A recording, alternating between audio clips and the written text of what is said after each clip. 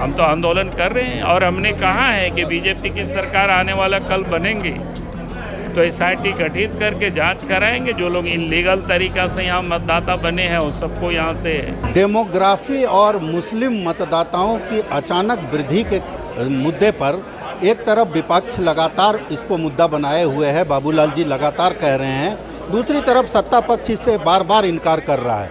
अब जो हालात हैं, इस हालात में बाबूलाल जी हमारे साथ है। बाबूलाल जी, लगातार सत्ता पक्ष इससे इनकार कर रहा है कि मुस्लिमों की आबादी बढ़ी है तो वोटर नहीं बढ़ेगा, तमाम तरह के तर्क दिए जा रहे हैं।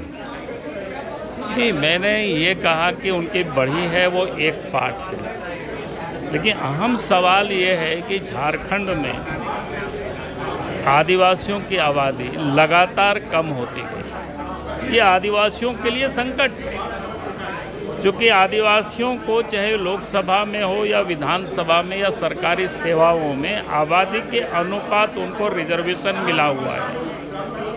अगर उनकी आबादी घट रही है तो उनकी रिजर्वेशन सीमा वहाँ भी घटेगी, विधानसभा की सीटें घटेगी, लोकसभा की सीटें घटेगी उनके लिए, और सरकारी सेवाओं में भी जो रिजर्वेशन है वो भी कम होगी। और इसलिए हमने कहा कि भाई अगर इस प्रकार से आबादी क्यों घटी, आप इस पर तो जांच कराइए।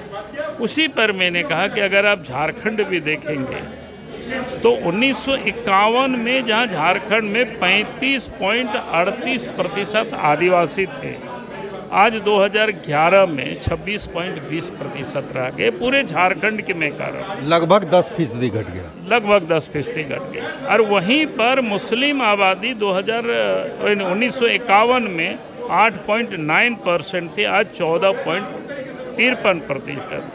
और सनातनी हिंदू की आबादी 87.79% उस समय थे, आज 81.17%। यानी ये झारखंड की है। अगर हम संथाल परगनों को देखते हैं तो वहाँ तो और ही अलार्मिंग सिचुएशन है, जहाँ 1951 में संथाल परगना में आदिवासियों की आबादी 44.67% थे, आज 2011 में 28.11% हो गया। मुस्लिम आबादी 9.44% थे, आज 22.73% हो गया। आंकड़ों के हिसाब में तो सब कुछ आप लोग लगातार बोल ही रहे हैं, सरकार मानने को राजी हो तब ना, अब क्या करेंगे? हम तो आंदोलन कर रहे हैं और हमने कहा है कि बीजेपी की सरकार आने वाला कल बनेंगी तो एसआईटी गठित करके जांच कराएंगे। जो लोग इलीगल तरीका से यहाँ मतदाता बने हैं उस सबको यहाँ से मतदाता सूची से उसका नाम हटाना और फिर उनको वापस भेजना, ये सब काम होगी। और ये लोग जो बोल रहे हैं कि बीएसएफ की गलती है कि जो घुसपैठ हो रहा है, इस पर क्या कहना है? मैंने कहा कि भाई क्योंकि भारत की सीमा काफ़ी लंबी चौड़ी है, अनेकों रास्ते से घुसपैठिए आते हैं। आज ही मैं एक न्यूज़ चैनल में देख रहा था, बरेली जैसे जगह यूपी में जहाँ पर 20,000 करीब जन्म प्रमाण पत्र लोगों ने बनाया है, फर्जी बन गया है। तो ये कहाँ से ये जो बांग्लादेशी रोहिंग्या जो मुसलमान आते हैं किस किस रास्ता से घुसते, कोई एक रास्ता से नहीं घुसते, लेकिन उनको जहाँ अधिक सुरक्षित दिखता है वहाँ फिर वो बस जाते हैं, वहाँ फिर अपनी अड्डा जमाते हैं। सुरक्षित झारखंड ज़्यादा दिख रहा है निश्चित रूप से।